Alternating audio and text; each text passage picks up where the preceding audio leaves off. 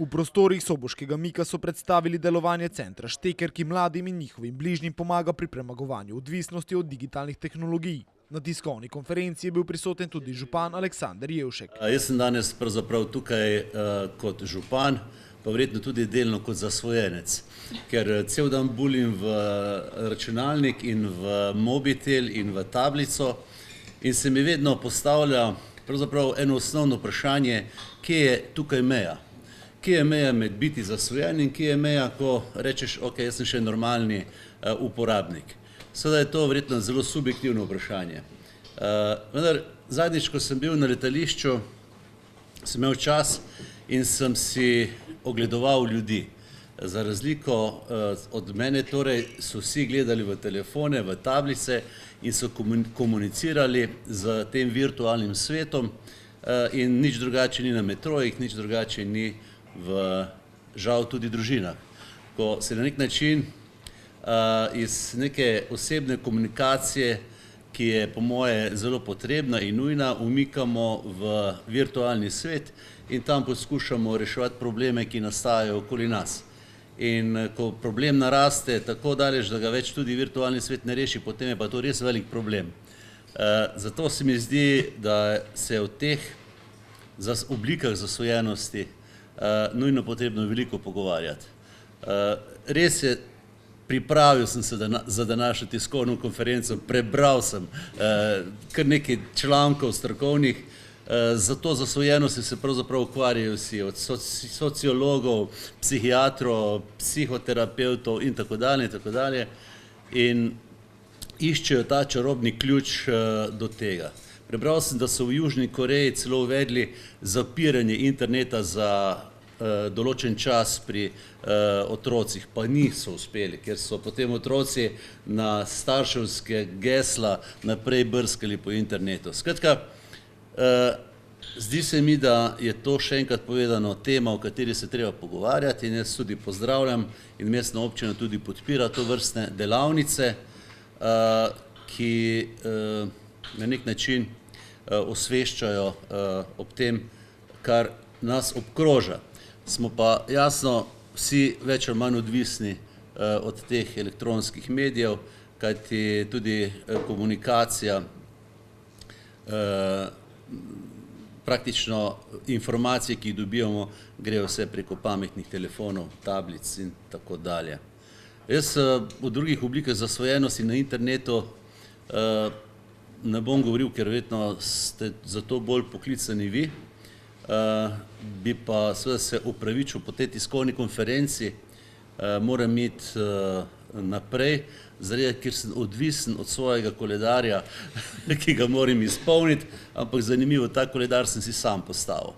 Tako da tudi to vrstne odvisnosti poznamo. Torej, želim vam uspešno delo in pa hvala novinarjem, da ste prišli, da ste o tem poročali, ker tudi na ta način širite osveščanje o tej temi, ki pa je izjemno pomembna. Hvala lepa.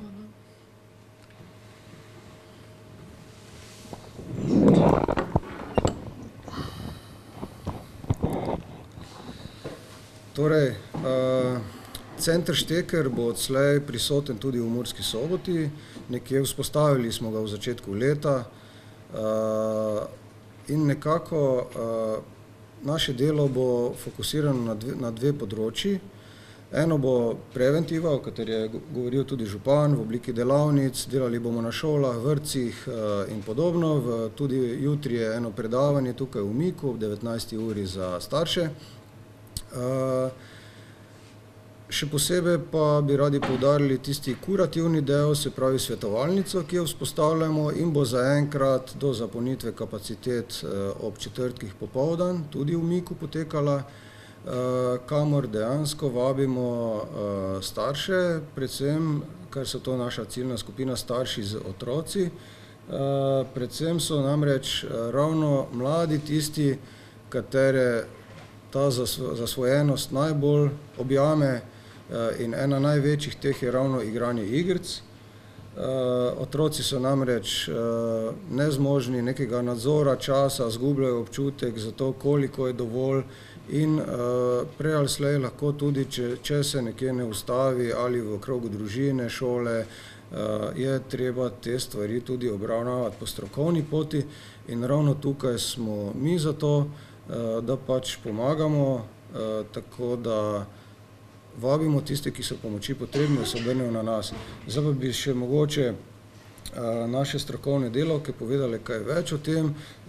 Tjaša Antolič je psihologinja v centru Šteker in pa Andreja Domajnko je sociologinja, tako da kar tudi pove, da rešujemo probleme interdisciplinarno, imamo še pedagoge vključene v našo delo in podobne profile in probamo reševati, se pravi, težave nekako in v fazi, ko se dotaknemo te prekomerne rabe ali pa zasvojenosti, do tiste faze, ko je treba mlade recimo socializirati, jih popeljati v neko realno življenje, navezati stike z sovrstniki in podobno. Mogoče Tjaša, ti kaj več?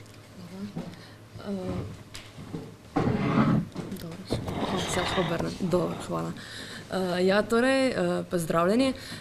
Najprej bi se mogoče obrnili oziroma odgovorila mogoče na vprašanje gospoda župana oziroma razmišljanje, ja, torej kaj dejansko sploh je zasvojenost oziroma kakšna je sploh torej razlika med neko uravnoteženo rabo in zasvojenostjo.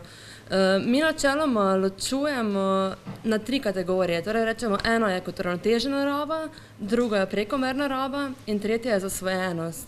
Zdaj pa navadi se na nas konkretno obračajo starši mladostnikov največkrat, otrok, ki torej imajo težave z prekomerno rabo, redkeje pa tudi v primerih konkretne zasvojenosti. No pa kaj sploh je? Torej, uravnotežena raba je, da torej recimo mladostnik v našem primeru največkrat se obrne na nas oziroma se obrne pač preživlja normalne dneve, hodi v šolo, recimo potem porabi nekaj ur za športne aktivnosti, druženje s prijatelji, prav tako pa recimo tudi igra igrice recimo uro, 2 na dan. O prekomerni rabi govorimo takrat, ko torej posameznik še normalno opravlja vse aktivnosti, ampak recimo pride torej iz šole in je recimo na računalniku 4-5 ur na dan, občasno se še odzove klicem prijateljev, gre še kdaj starši na kak izlet, ampak računalnik za digitalne tehnologije ga nekako porabijo dosti velik del njegovega življenja. O zasvojenosti pa govorimo, ko torej digitalne tehnologije popolnoma kontrolirajo posameznikovo življenje, ko torej pogosto pride torej do padcev ocen v šoli, do krhanja odnosov z starši, z vrstniki, recimo prej imel kakšne hobije, opusti hobije, pogosto torej tudi kakšne težave, motnje spanja, motnje prehranjevanja, recimo tudi težave so lahko v primeru, da ko je nekdo na računalniku, je zadovoljen, umirjen, se fajn počuti, ko pa recimo gre dole z računalnika, pa potem občuti tisti nek občutek razdražljivosti in ima spet željo, da bi šel spet nazaj oziroma razmišlja o tem, kaj bo počel, ko bo torej spet na digitalnih tehnologijah. Teda to je mogoče taka neka ločnica. Kot je bilo torej že povedano, mi največ nudimo pomoči mladostnikom, ki so torej najbolj ranljiva skupina tudi za razvoj zasvojenosti. Sploh otroci torej med 8 in 18 letom bi bili najbolj dovzetni za razvoj. V Sloveniji je torej zasvojenih približno 2% mladostnikov, posebej ranljivih za razvoj pa jih je med 10 in 20%, kar je precejšnja številka. Torej, tisti, ki so posebej ranljivi, tisti, ki so, ne vem, introvertirani, ki imajo torej malo prijateljev, nizko samopodobo, se potrebno zavedati, da je prav vsakdo od nas je lahko potencialno dovzeten oziroma da se lahko postane zasvojen z digitalnimi tehnologijami. Ja, torej mogoče čisto ena taka osnovna stvar, kaj se starši vprašajo, kaj torej povedo ure, ki jih nekdo preživi na računalniku oziroma drugih tehnologijah, ure ne povedo kaj dosti.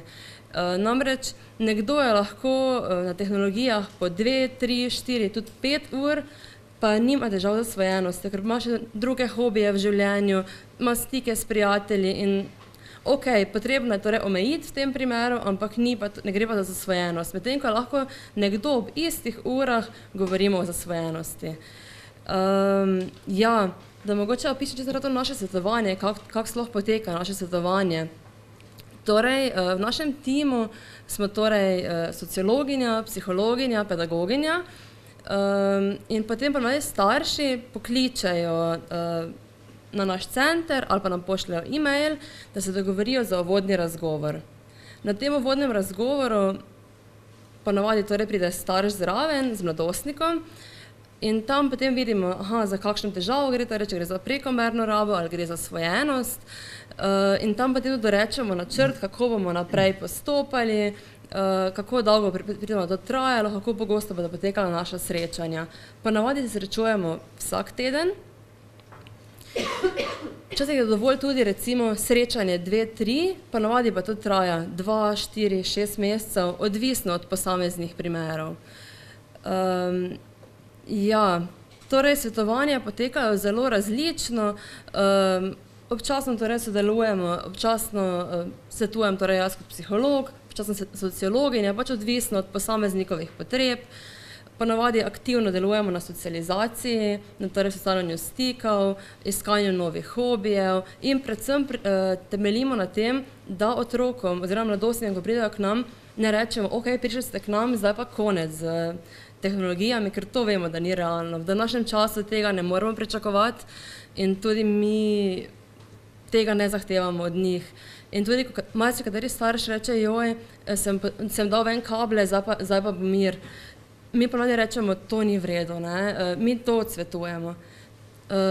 Priporočamo pa, da se vzpostavi neko pravilo. Ok, ko boš opravil vse naloge, potem lahko greš na računalnik, ok, 1 uro, 2 uri, tablice, pač katerekoli od teh tehnologij. Problem je torej poleg zasvojenosti, torej punce največ časa preživljajo na socialnih omrežjih, fanti pa ob igranju računalniških iger. Sploh trenutno je zelo aktualna igra Fortnite, to ponavadi nam vsak uporabnik pove, sploh do leta 20 leta starosti igrajo Fortnite. In poleg tega je problem v tem, če gremo konkretno na socialna omrežja, da ni samo zasvojenost, ampak tudi mladostniki so zelo ranljivi. In ne vem, recimo vsako sliko objavijo in potem slika ne dobi toliko všečkov, recimo kot so želeli in to vpliva tudi na njihovo samopodobo, na torej padec njihove samopodobe. Tako zelo hitro se lahko pride do nekega ful dobrega razpoloženja, to pade. Medtem ko pri fantih pa te računalniške igre imajo velikokrat zelo agresivne vsebine.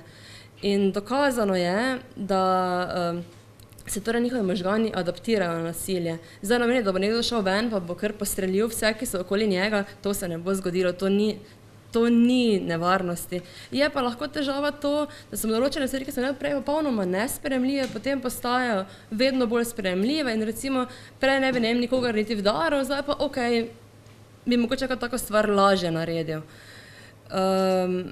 Ja, zdaj sem jaz malo šla v drugo smer, še konkretno svetovanja. Torej, to smo povedali, ne? Ja, trajajo res odvisno od posameznika, zelo se prilagajamo posameznikovim potrebam in tako dolgo, kot je pač potrebno, se lahko obrne na nas.